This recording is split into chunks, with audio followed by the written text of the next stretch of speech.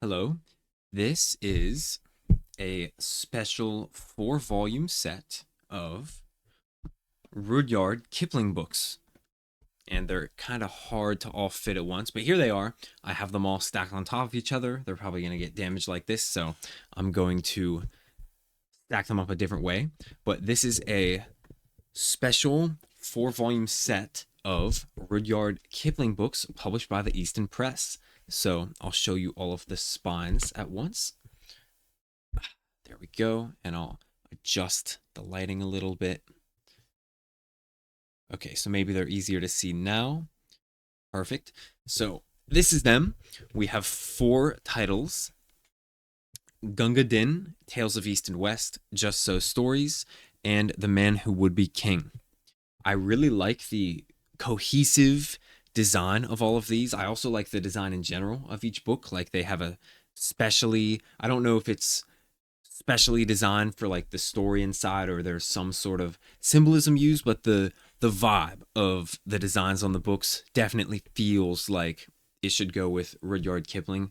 The only thing I've actually read from him is the Just So Stories. So, there you go. But I feel like this fits his work overall, the overall design. So let's hop into these books. I think I'll start with Just So Stories. So I'm going to move these other 3 out of the way for now. And let's have a look. So this is Just So Stories. You can see it has this design on the front. I don't know exactly what the design's supposed to be. It has like, I see flowers. I don't know what any of the other little bits on here are. Maybe leaves around this frame right here. But overall, it's very nice. The leather is also nice as well. It's a dark green cowhide. There's the spine. And you can see, oh, there isn't an Easton Press logo on the spine. Interesting. But then you can see the author's name, Rudyard Kipling, down at the bottom there. And then the back cover is the same as the front. The page edges are gilded, and it's a pretty typical Easton Press job. Now let's move to the inside of the book. So inside the books, I believe they all have the same end papers. Let me check for a second. Yeah, so they all have this same end papers. They have this white color. It's sort of an off-white, you could say, like a flower color almost. Pretty nice looking. Maybe a pearl color would be a good way to describe it as well. And I'll adjust the lighting. There you go. So, yeah, pretty nice and clean looking. And then, of course, the silk bookmark, same color as the end papers, which, by the way, are made out of silk moire, if I forgot to mention that already. Moving on. Here's the title page. Collector's edition, bound in genuine leather, illustrated by the author. That's pretty cool. Copyright 1992 by the Easton Press. And then this one is printed on a neutral acid-free paper. So it has that crispy white look to it, which is pretty nice. And that's typical of all of these new Easton Press books. And of all the other ones in this set are going to have the same quality paper. So here's all the contents. I'm not going to spend too long on each book because I want to get through all of them in a good time. Here's one of those illustrations by the author. They're all right. I mean, I don't expect an author to be a crazy artist as well.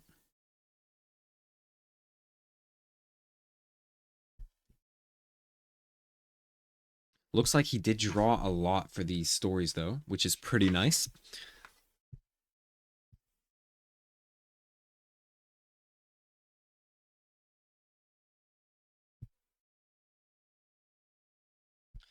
Pretty nice. I'm not sure.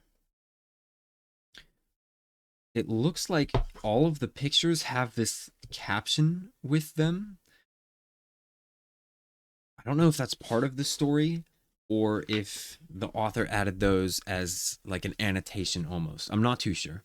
I'd like to know. If you know the answer, let me know. How the leopard got its spots. And all these stories are really short.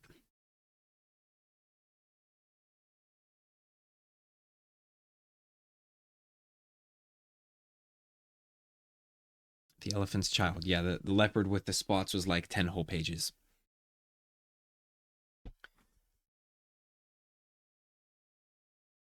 Pretty nice looking.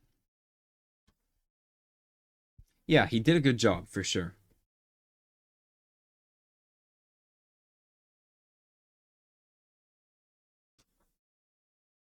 Well, okay, maybe not. That one is very, very simple, but I guess it gets the point across. At least I think so. I don't really know what's going on, but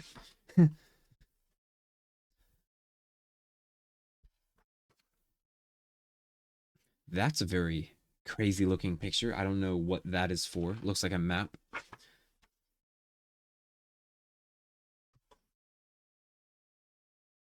Also a very strange looking picture.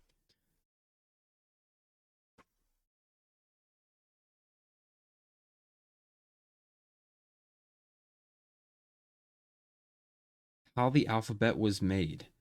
Interesting.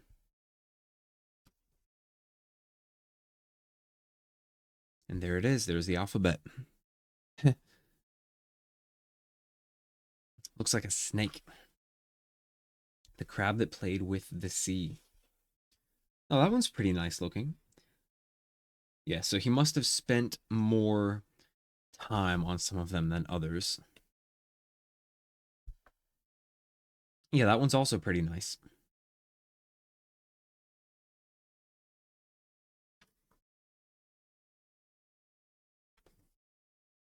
The cat that walked. I hope so.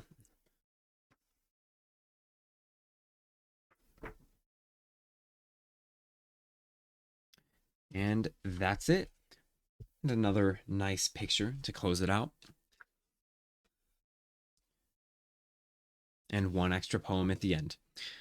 Pretty nice. And then, of course, the same end papers at the back. All right, on to the next book. So that one was nice. Let's have a look at The Man Who Would Be King. So once again, this one is the same as the Just So Stories book, but the design on the front is different. The design on the spine is also different.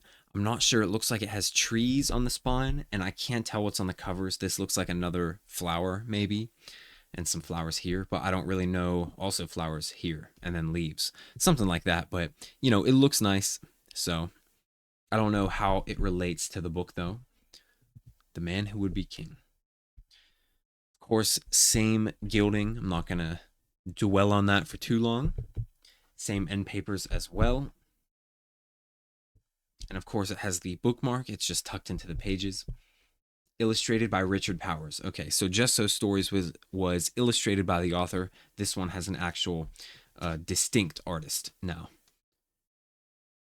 So I am going to just skip through this very fast. Here we go. Pretty simple looking. Interesting.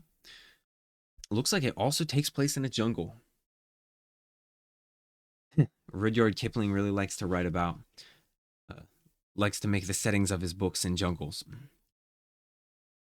So there's the Jungle books, and I know a bunch of the Just So stories are in jungles, and it looks like this one is in a jungle as well.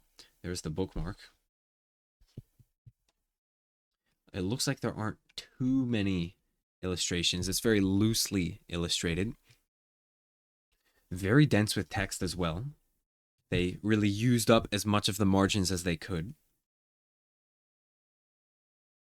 Oh, there's another one. Pretty nice. Easton Press didn't go too crazy with the illustrations for this set. That's for sure. And I don't know if they have all of his other books in this set. I got this set together in one lot, but it didn't come with any other books. Like, it didn't come with Kim. It didn't come with the Jungle books. In terms of the same style, I do have his other books in the Easton Press series, but they're not in the same style as this. So they're not in the same special sub-series. There's the last one. Pretty nice. And that's it for this book. Oh, there's one more at the end. They snuck it in there.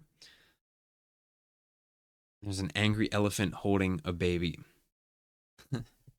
Interesting. There we go. Perfect. So that is the end of The Man Who Would Be King. Pretty nice. And while I mentioned it, while it's on my mind, let me grab the other two books real quick.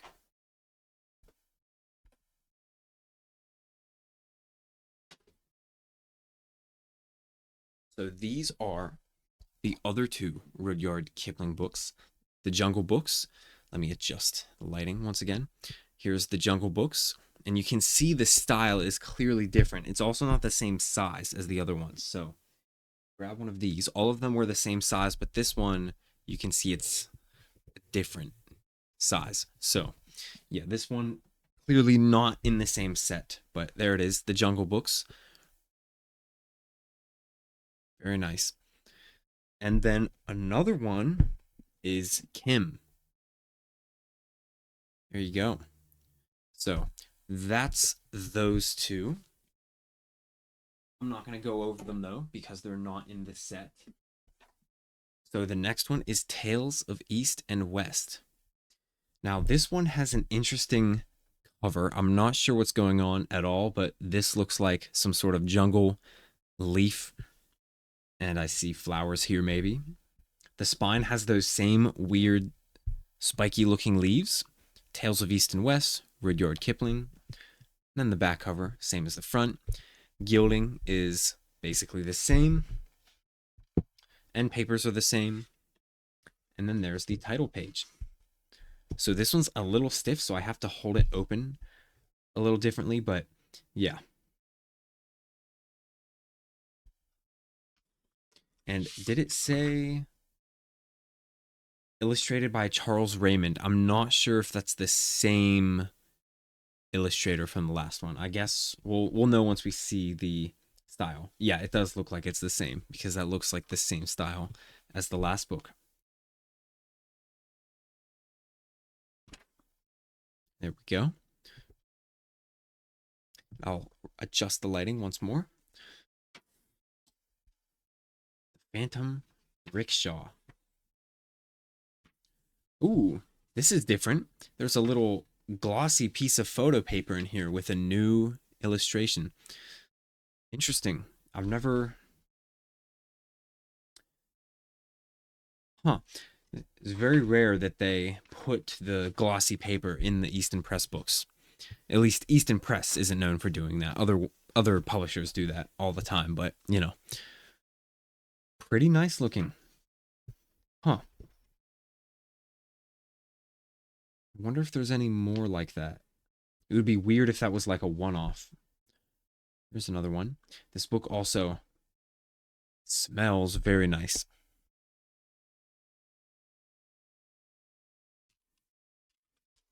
There it is, another piece of glossy paper.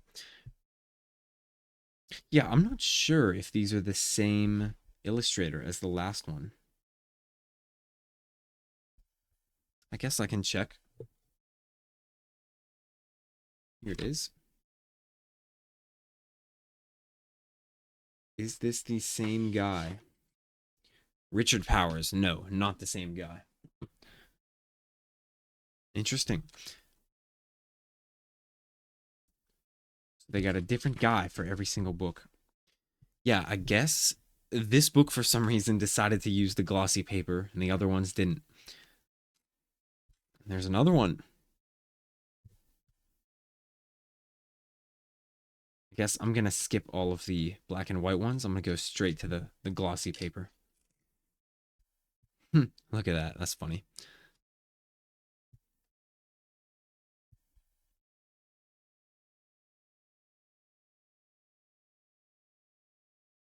Where's it at? There's another one.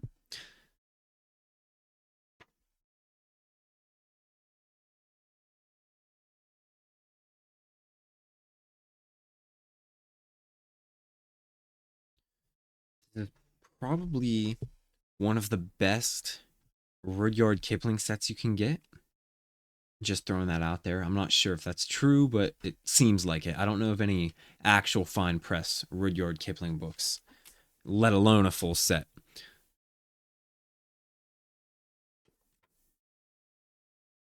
And that may be the last one. Yep. And that was the last one in that book. So there you go. Wonderful. Tales of East and West. And then the last book is the biggest one of all, and that is Gunga Din. Change the lighting a little. Now, this book is in this blood red. I guess I didn't talk about the colors of the other, but you saw the other ones were green, blue, and black. And then this one is in this bright blood red. Very nice. I feel like this is the same design as another one, but maybe it's just slightly different. There's the leaves around the edge there. And the embossing is pretty in there. Like it's, you can't just rub it out with your fingers for sure. So there's the spine with the title and the author's name. Very nice. A little mark on the back cover there. And there's the gilt in all its glory. Look at how thick it is. All right, into the book we go. But very carefully because it's so big. Ooh, there's something in here. Ah, it's one of the Easton Press book plates. I'll leave that in there for the next owner. Same end papers, of course, as the first one. I do have to go through this one carefully because the spine could snap. Illustrations by Alan Phillips. So different. Ooh, very nice. Very nice. Illustrations by Alan Phillips. And that's all. No introduction, it seems. Holy moly, there are a lot of chapters in this book. Is it chapters? What is this book about? I don't know. I guess I'll look for all of the pretty pictures in the book. Once again, not going to spend too long on this one either.